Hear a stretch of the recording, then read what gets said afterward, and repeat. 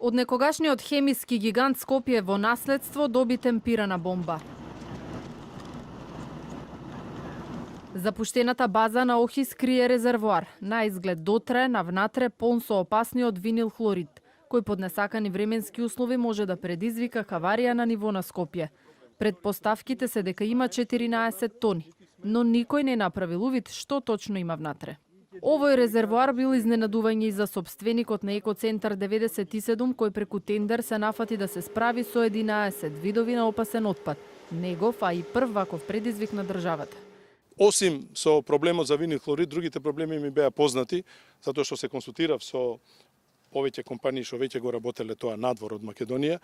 Меѓутоа, винил хлоридот пак потенцираме хемикалија која веќе 30 години ја нема нигде во Европа и не знаев што точно со какви проблеми ќе се сретнеме. Најопасниот хлорот е веќе изнесен од овде. Последните 20 години никој не го контролирал овој отпад. Десетина месеци резервоарот со винил хлорид е под 24 часовен надзор. А Момировски тврди дека секојдневно пишуваат извештаи и водат сметка за ладилникот. Но главниот проблем е што никој не се нафаќа да го уништи, а во Европа има само 2 инсенератора за согорување на оваа хемикалија, објаснува тој. Во летниот период, кога добивме решение за елаборат од Министерство за екологија, веќе беше јуни месец, меѓутоа на такви високи температури над 20 степени не е препорачливо и законски не е дозволено, не само што не е препорачливо, да се оперира со таков вид на опасен отпад како што е винил хлоридот. И ние еден од нашите потенцијални партнери од Германија, Холандија и така натака кои ги контактиравме, не сакаше ни да дојде да прави увид, а камоли да прави преточување. Се додека не се направи увид, преточување во специјални садови и не се знае точна количина, не можеме да почнеме постапка за добивање на нотификација, тоест дозвола за извоз и согорување. Најголемата опасност со која сериозно ќе се зафати и државата и меѓународните институции е канцерогениот линдан, закопан во 2 депонии во Охис, од кој се загадени и подземните води, а миризбата се шири и воздушно со секој ветар во Скопје.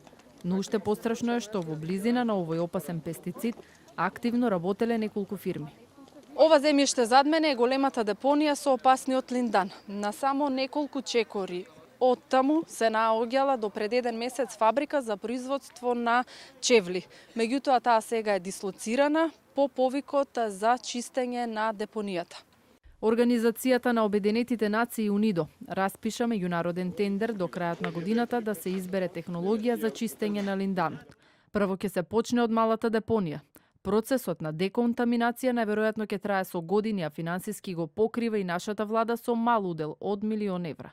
Но освен линданот и останатите 11 опасни хемикалии во дворот на некогашниот првенец во органско-хемиската индустрија, има и други отрови за кои се уште не станало ниту збор.